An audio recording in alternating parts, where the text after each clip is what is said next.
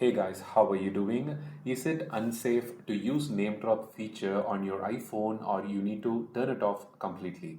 So there is a simple workaround that will help you to give more control over the usage of NameDrop feature. I'll explain it to you in the second half of the video. And first, the NameDrop feature that Apple have introduced in iOS 17 is a very useful one. And when you bring the two iPhones nearby, either your friends and family members' iPhone, or like you want to quickly share contacts or share photos, videos, any type of file transfers without the need for doing plenty of workaround, you can simply bring two iPhones nearby and do the transactions very quickly. And with the latest iOS 17 updates, Apple have also enabled internet based download feature. Like even if you move away, it will use your internet connection to send files to the other person that you were transferring the content when they are nearby. Additionally, you will be able to transfer passes and tickets that you have stored in your Wallets app with the upcoming iOS 17.2 update. With each iOS 17 update and in future updates, NameDrop and the one of the AirDrop feature is getting more powerful. But in the recent news, we have read about some security and privacy concerns where either your phone or your kid's phone can be bumped nearby. When some stranger is nearby, they can simply bump the phone and they can transfer the contacts and they can use it for sending messages, FaceTime calls, or any annoying spam or scam activity.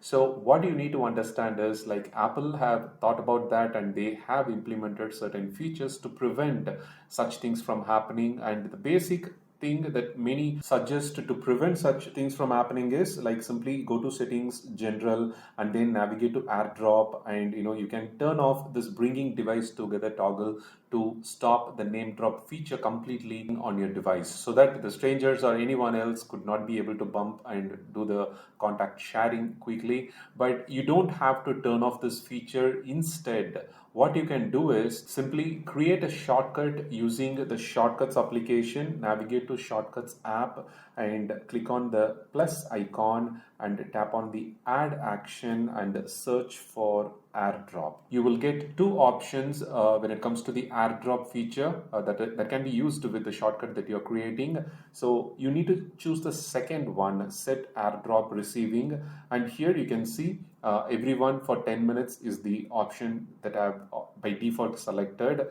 It is the same option that you normally see under the AirDrop settings. Like when you navigate to settings, AirDrop section, you can see the receiving of contact only or the everyone for 10 minutes. So these three toggles can also be accessed by swiping down from the top right corner, then long press on the Wi-Fi network section, and here you can tap and hold long press once again on the AirDrop to access the same feature. Instead of these multiple taps, shortcuts will help us to do the same action a bit more quickly.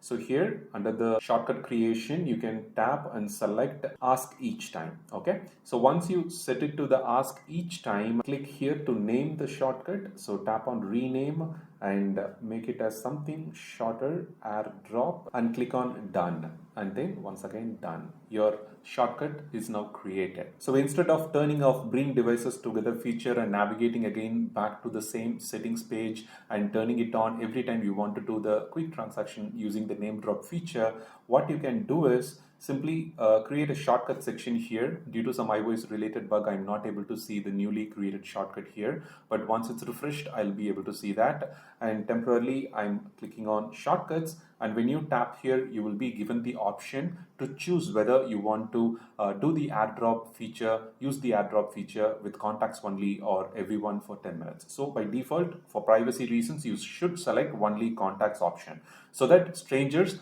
people who don't have the contacts of your number or your kid's phone number or Apple ID details synced to their devices cannot bump into each other to transfer the contact information quickly.